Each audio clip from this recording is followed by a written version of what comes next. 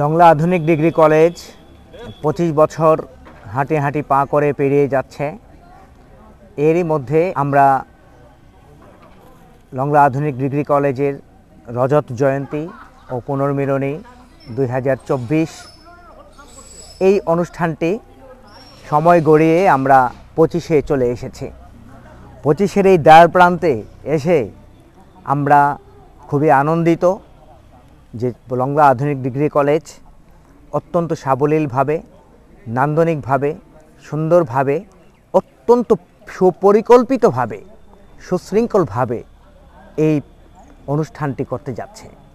আমাদের মূল লক্ষ্য হলো যে আমাদের এই অনুষ্ঠানটি যেন জাতীয় পর্যায়ে অবদান রাখে।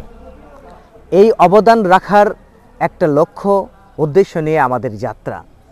হয়তো আমরা পারবো, হয়তো পারবো না, কিন্তু আমাদের চেষ্টার কোনো ত্রুটি ছিল না।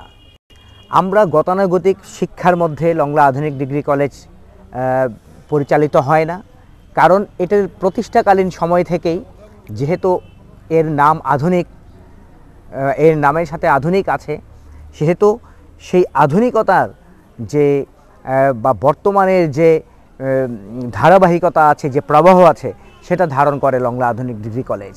লংলা আধুনিক ডিগ্রি কলেজ জন্মলগ্ন থেকে এই বাংলাদেশের নানান জাতীয় দিবসগুলো পালন করে আসছে যথাযোগ্য মর্যাদায়। এবং আরেকটি জেনে আপনারা আনন্দিত হবেন যে প্রান্তিক পর্যায়ে এই কলেজ সরকারের যে কোনো প্রতিযোগিতায় স্বাচ্ছন্দ্যভাবে অংশগ্রহণ করে। অবশ্য আমরা ওনাদেরকে আমন্ত্রিত অতিথি হিসাবে আমরা গেস্ট কার্ড দেব, সাংবাদিকদের দেব বা বিভিন্ন প্রশাসনের লোকজনকে দিচ্ছি। কেবলমাত্র যারা আমন্ত্রিত থাকবে, আমন্ত্রিত অতিথি ব্যতীত বাইরে থেকে অবাধ এই অনুষ্ঠানটা দেখার বা অনুষ্ঠানে আসার কোনো সুযোগ নেই। আমরা একটা ঠিকানার ব্যবস্থা করছি। আপনারা সাংবাদিক যারা আছেন, আপনাদের সাথে আমরা মত বিনিময় করেছি এবং আমাদের শিক্ষার্থীরাও, আমরা অহংকার করি, আমাদের সাংবাদিকদের মধ্যে অনেকেই আমাদের শিক্ষার্থী, তাদের সাথেও আমরা সবসময় যোগাযোগ রাখছি।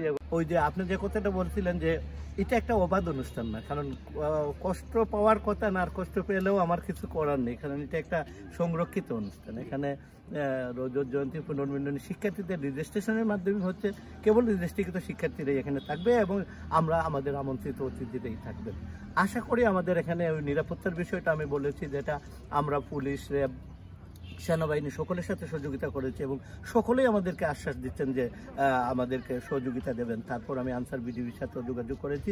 আর আমাদের নিজস্ব স্কাউট দল রয়েছে, আমাদের 100 শিক্ষার্থীদের নিয়ে আমাদের নিজস্ব একটি স্বেচ্ছাসেবী সংগঠনও রয়েছে আমাদের কলেজের। সুতরাং ওরাও তাদের নিরাপত্তার জন্য নিরাপত্তার ব্যবস্থা নেবে।